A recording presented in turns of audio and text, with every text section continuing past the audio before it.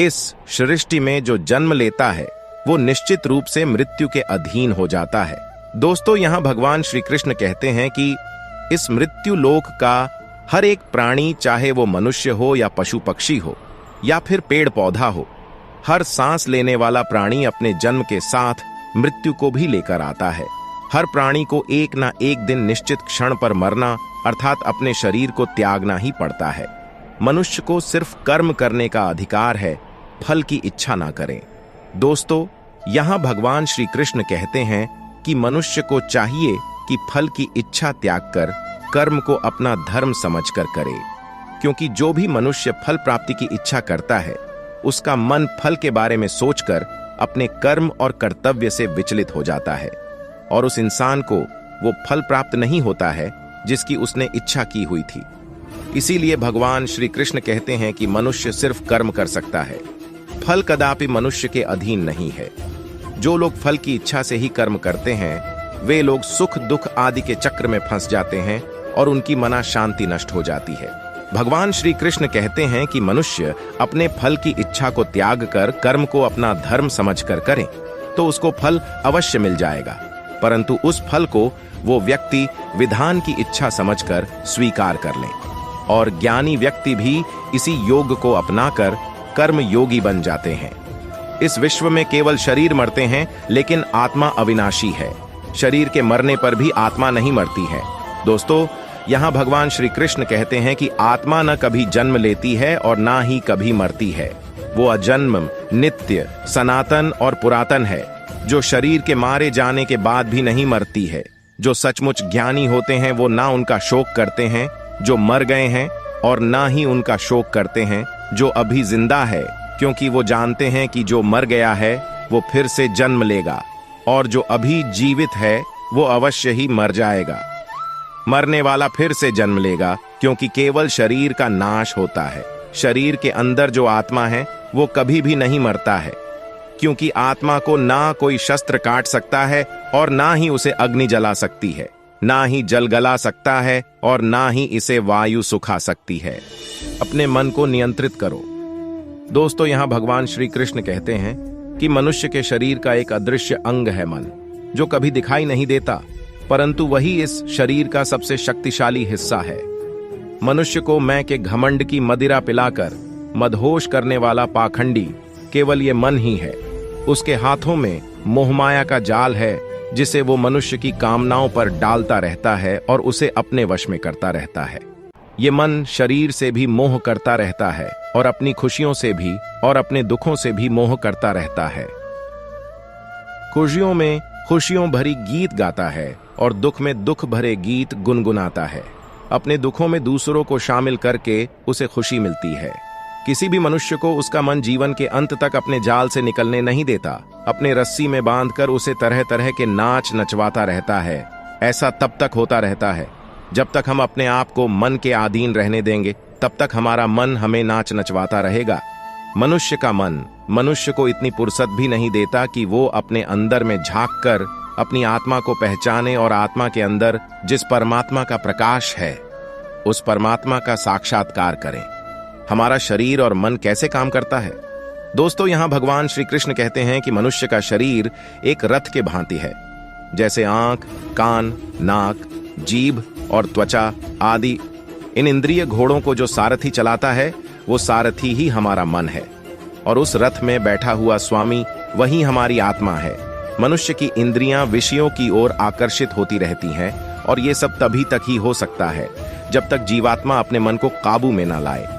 जब तुम स्वयं मन के अधीन ना रहकर अपने मन को अपने अधीन कर लोगे तो वही मन एक अच्छे सारथी की तरह तुम्हारे शरीर रूपी रथ को सीधे प्रभु की चरणों में ले जाएगा। यदि मन तुम्हारा स्वामी है और तुम उसके अधीन हो तो वो तुम्हें माया के बंधन में जकड़ता रहेगा, और जब तुम अपने मन पर काबू पा लोगे और उसके स्वामी होगे तो वही मन तुम्हें मोक्ष के द्वार तक ले जाएगा।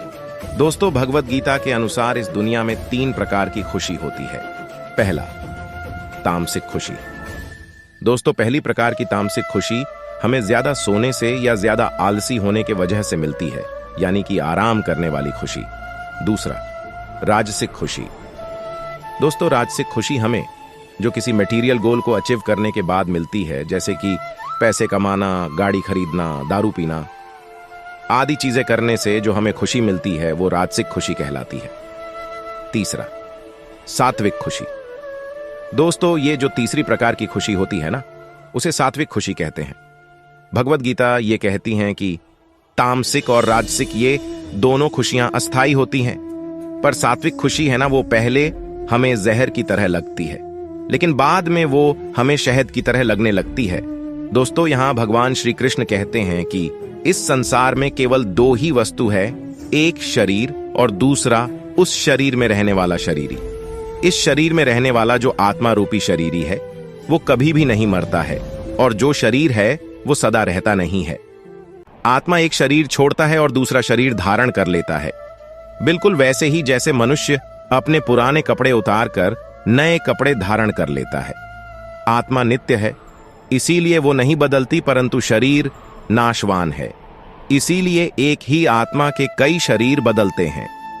इसीलिए हर जन्म में हमारी आत्मा नए नए शरीर धारण कर लेती है। प्रारब्ध केवल मनुष्य का बनता है। दोस्तों, यहां भगवान श्री कृष्ण कहते हैं कि अगर कोई सांप किसी मनुष्य को अकारण काटता है तो उस सांप को उसका पाप नहीं लगेगा, और ठीक उसी तरह शेर दूसरे जानवर की हत्या करता है तो उसका उसे पाप नहीं लगेगा। या बकरी का उदाहरण ले लीजिए, बकरी किसी की हत्या नहीं करती है और सिर्फ घास खाती है, तो इस कारण वो पुण्य की भागी नहीं बनती। पाप पुण्य का लेखा जोखा अर्थात प्रारब्ध केवल मनुष्य का बनता है।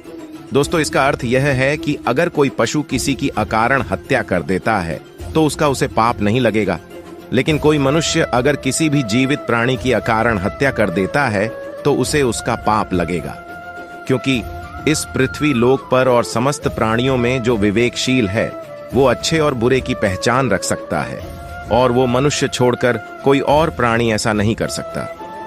इसीलिए जब मनुष्य अपने पाप और पुण्य जब भोग लेता है तो उसे फिर से मनुष्य की योनि में भेज दिया जाता है। एक ही कर्म किसी के लिए पाप बन जाता है और दूसरे के लिए पुण्य बन जाता है। दोस्तों, एक मनुष्य किसी कमजोर और बूढ़े व्यक्ति का धन लूटने के लिए उसकी हत्या कर देता है तो उस व्यक्ति को निश्चित ही उसके द्वारा किए गए कर्म का पाप लगता है।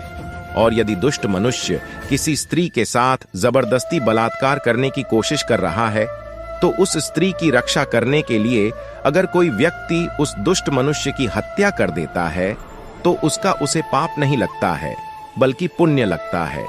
दोस्तों, कर्म तो वही रहा, किसी की हत्या करना, परंतु उस कर्म के पीछे की भावना क्या है और मारने वाले की नीयत क्या है, इसी के फर्क से ही एक ही कर्म किसी के लिए पाप हो सकता है और दूसरे के लिए पुण्य हो सकता है। जिस भावना और नियत से मनुष्य कर्म करता है, उस नियत के कारण एक ही कर्म किसी के लिए पाप बन जाता है और किसी के लिए पुण्य बन जाता है। कर्म के इस ज्ञान के द्वारा ही मनुष्य को कर्म विकर्म और अकर्म की पहचान होती है। दोस्तों, इसका अर्थ यह है कि मनुष्य जब निष्काम भावना से कर्म करता है तो उस कर्म का फल उसे नहीं भोगना पड़ता है, इसीलिए वो अकर्म हो जाता है। कर्म उसे कहते हैं जिसे सकाम भाव से और फल की इच्छा से किया जाता है। उसका फल मनुष्य को उसके कर्म के अनुसार अवश्य मिलता रहता है। अच्छे कर्म का फल अच्छा मिलता है और बुरे कर्म का बुरा फल मिलता है। और जो असत्य, कपट, हिंसा आदि अनुचित और निश्चित कर्म को विकर्म कहते हैं। हर मनुष्य का प्रथम धर्म क्या है और अपने धर्म का विधान मनुष्य खुद बनाता है। दोस्तों, इसका अर्थ समझाते हुए भगवान श्री कृष्ण कहते हैं कि धर्म का जो विधान है, अगर उसे किसी दूसरे व्यक्ति ने बनाया हो तो वो तुम्हारा धर्म नहीं हो सकता है। तुम्हारा धर्म वही है जिसे तुमने स्वयं बनाया हो, जिसे तुम्हारी आत्मा ने स्वीकार किया हो। धर्म एक व्यक्तिगत चीज है जिसका फैसला व्यक्ति को खुद लेना पड़ता है। दोस्तों, मैं आपको एक उदाहरण देकर समझाता हूं। दोस्तों, अगर किसी के गांव पर डाकू हमला करके उस गांव की लड़कियों का अपहरण कर रहे हो और उसी समय किसी का पिता मृत्युशैया पर पड़ा अंतिम सांस ले रहा हो और अपने पुत्र से बार बार पानी की एक एक घुट मांग रहा हो, तो उस समय उस व्यक्ति का यानी कि उस पुत्र का क्या धर्म होना चाहिए? वो मरते हुए अपने पिता के कंठ में अंतिम समय गंगा जल की बूंद बूंद टपकाता हुआ अपने पुत्र धर्म का पालन करें या फिर उसके गांव की लड़कियों पर जो संकट आ गया है, उनकी रक्षा के लिए अपने हाथ में तलवार उठाते हुए उन डाकुओं का मुकाबला करें। आवश्यकता पड़े तो अपनी जान भी देकर अपने गांव की इज्जत बचाएं। दोस्तों, इसका निर्णय कोई दूसरा व्यक्ति कैसे कर सकता है? इसको धर्म का दौराहा या धर्म संकट भी कहते हैं। ऐसी स्थिति में वो व्यक्ति क्या करें, उसका फैसला कोई और व्यक्ति नहीं कर सकता, बल्कि ये निर्णय उसे खुद ही लेना पड़ता है कि उस समय उसका प्रथम धर्म क्या है। उस समय उसकी अंतरात्मा जो आवाज दे, वही उसका प्रथम धर्म है। इसीलिए दोस्तों, हर व्यक्ति का धर्म व्यक्तिगत होता है और मनुष्य अपने धर्म का विधान मनुष्य खुद बनाता है। प्रेम से बोलिए राधे राधे। बांके बिहारी लाल की जय।